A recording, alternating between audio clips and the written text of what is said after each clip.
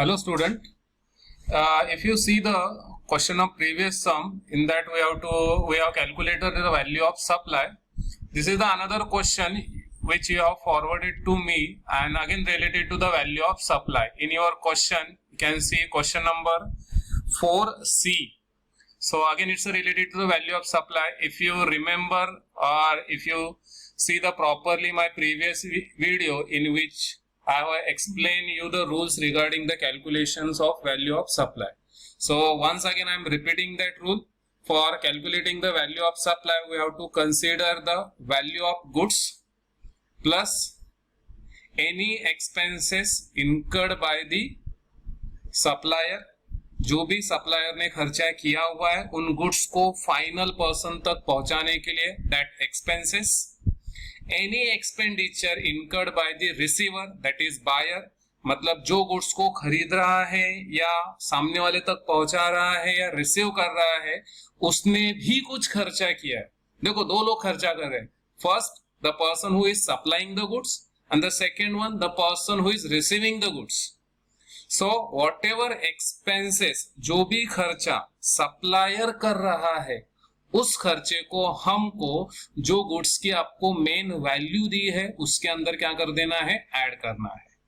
उसके अलावा अगर ऐसा कोई खर्चा जो रिसीवर कर रहा है लेकिन बायर की सप्लायर के बिहाफ में कर रहा है, means any expenses incurred by the receiver on behalf of the supplier, then वो जो खर्चा रहेगा that value of that expenses is also added into the value of supply. So just remember, first we'll take the value of goods, then the second one any expenses incurred by the supplier on supplying of that goods, third any expenses incurred by the receiver on the behalf of the supplier. On the behalf ये word होना चाहिए, उसके behalf में वो खर्चा कर रहा है, so that expenses is also added. Then the next one any taxes, कोई भी टाइप का टैक्स लेकिन जीएसटी को छोड़ के अगर आपने उस गुड्स को सप्लाई करते टाइम कोई भी टैक्स पे किया है लेकिन जीएसटी से रिलेटेड वो टैक्स नहीं है, जैसे वो अगर जीएसटी नहीं है, आईजीएसटी नहीं है, यूटी जीएसटी नहीं है, एचजीएसटी नहीं है या जीएसटी सेस नहीं है, सो जो भी वो टैक्स है उस टैक्स की वैल्यू भी वैल्यू ऑफ सप्लाई के अंदर ऐड होगी. Means local taxes, octroi, municipal taxes, LBDs वगैरह, whatever, this are the some taxes in short word which is other than the GST. Okay, so अगर ऐसे कोई भी टैक्सेस अगर दिया है so that value is also added into the value of supply. Then apart from this any subsidy, अगर question में आपको दिया हुआ है कि if you are getting any subsidy from any NGO, private institution, कोई पर्टिकुलर चैरिटेबल ट्रस्ट, तो जितना भी सब्सिडी आपको मिला है the value of that subsidy is also added into the value of supply. सो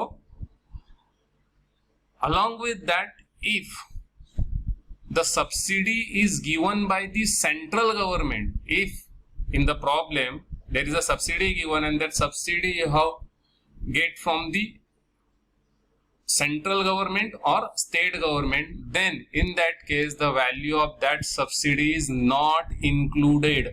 वो सब्सिडी की वैल्यू हम इंक्लूड नहीं करेंगे. सो सब्सिडी से रिलेटेड क्या रूल है, अगर सेंट्रल या स्टेट गवर्नमेंट यानी कि सिंपल गवर्नमेंट से मिल रहा है सो वो वैल्यू कहीं पे भी नहीं आएगा, लेकिन वही सब्सिडी अगर प्राइवेट इंस्टीट्यूशन से मिल रहा है, एनजीओ से मिल रहा है, चैरिटेबल ट्रस्ट से मिल रहा है तो वैल्यू ऑफ सप्लाई के अंदर आ जाएगा.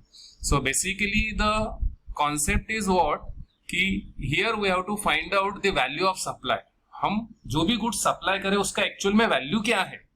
सो for getting that value we have to see the price of that goods, उसके ऊपर किया हुआ खर्चा सप्लायर ने, उसके ऊपर लगे हुए लोकल टैक्सेस जीएसटी वगैरह को छोड़ के, उसके ऊपर मिला हुआ सब्सिडीज, उसके ऊपर अगर बायर ने भी कुछ खर्चा किया है जो खर्चा हालांकि करना चाहिए था सप्लायर का या सप्लायर के कहने पे वो खर्चा हुआ है, so that all these things we have to add in that value of goods. Then finally we will get the value of supply. Then one thing again we have to remember, अगर problem में discount दिया है, if you are getting discount, in the last we have to deduct that value of discount from the list price. जो भी value के ऊपर वो discount मिला है उस वैल्यू में से वो डिस्काउंट की वैल्यू क्या हो जाएगी, माइनस हो जाएगी. So here we are seeing the second question. Messrs. Gurunath, a registered supplier, provide you the following details with respect to the contract entered with Messrs. Shisha Enterprises for supply of goods. The value of goods, see the word properly, the value of goods inclusive of IGST at the rate 18%. If you see in the previous sum में ऐसा कुछ नहीं बोला था, सिर्फ value list price of goods दिया था. यहाँ पे बोला है वैल्यू ऑफ गुड्स इंक्लूसिव, मतलब इसके अंदर IGST इंक्लूडेड है. कितना IGST इंक्लूडेड है, तो 18%. If any value of IGST is included, then that percentage will increase. Means इसके अंदर अगर 18% IGST है और ये वैल्यू अगर 1,88,800 है, means this value is 1,88,800, तो ये कितना परसेंटेज रहेगा, 118. कहां से आया 118? In account what we assume, the basic 100%. So इसके अंदर 18% ऑलरेडी इंक्लूडेड है. So how much it will be, 118%, 118%. तो अगर 1,88,800 118% है तो 100% कितना? How you are going to find out, by making a cross multiplication.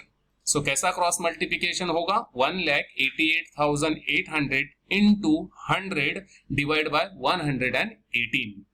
So you will get the value of goods is 1,60,000. Here I have marked by the pencil 1,60,000 लिखा है. ये 1,60,000 कैसे आया मैंने अभी एक्सप्लेन किया. Then taxes other than GST. See clearly the word is mentioned, taxes other than GST. क्या करते हैं हम इसको, अगर GST के अलावा कोई टैक्सेस दिया है तो वो टैक्सेस क्या हो जाएगा, ऐड हो जाएगा. Then following expenses were incurred by Messrs. Gurunath. So there are various expenses which is supplier by making himself, insurance charges, freight charges, designing charges. तो मैंने बोला था कि जो भी एक्सपेंसेस सप्लायर करता है, that all expenses are to be added. Then following expenses were incurred by messrs Sheesha enterprises on behalf of messrs Gurunath. Testing charges, see the line properly. किसने खर्चा किया है, Sheesha enterprise. Who is the Sheesha enterprises, receiver. But the see word on behalf of, किसके behalf में, Gurunath. So whenever a buyer making any expenditure on behalf of the supplier, that value of that expenses is also added into the value of supply. So this 3,000 is also going to add. Then the next one, expenses of rupees 3,000 was incurred on transportation by Messrs. Shisha Enterprises, not on behalf of Messrs. Gurunath. Not on behalf of means Gurunath के behalf पे नहीं कर रही है, therefore ये value नहीं आएगा.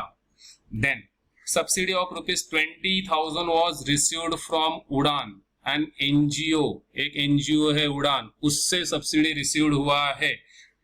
List price is after considering such subsidy. तो जो भी ये प्राइस आया है सब्सिडी को कंसीडर करने के बाद में आया. So at the end we will add this subsidy, क्योंकि ये किससे मिला है, एनजीओ से. Now we are going to see the solution. See in the solution, question number 4C. Okay, here I have highlighted. Okay, so list price 1,60,000. कहाँ से आया 1,60,000? Just remember cross multiplication. 1,88,800 into 100 divided by 118 करोगे calculator पे तो we'll get the 1,60,000. Then add taxes other than CGST and HGST दिया था, वहां पे टैक्सेस अदर देन GST, सो 18,500. देन अदर एक्सपेंसेस किए थे जिसमें इंश्योरेंस, फ्रेट और डिजाइनिंग, सो तीनों एक्सपेंसेस ऐड हुए. उसके अलावा बायर ने एक खर्चा किया था देखो on behalf of seller 3,000 testing charges का, so that expenses is also added. Then एक सब्सिडी मिला था एनजीओ से 20,000, सो सब्सिडी भी ऐड किया. So will get the total value 2,20,500. Then will find out the how much is IGST. देखो IGST 18% लगना चाहिए था कितने के ऊपर, 2,20,500 के ऊपर, लेकिन क्वेश्चन में कितने के ऊपर लगाया था, 1,60,000 के ऊपर. So we are find out 2,20,500 into आप 18% करोगे, you will get the 39,690 and you will, after adding this value, you will get the total value of supply 2,60,190. Meanwhile, we have ignore one item that we have to write in the note. Transportation charges rupees 3,000 उसने खर्चा किया था, किसने, शीशा enterprises ने, लेकिन clearly बोला था on not behalf of Messrs Gurunath, और गुरुनाथ की बिहाफ में नहीं किया है, therefore it is not allowed.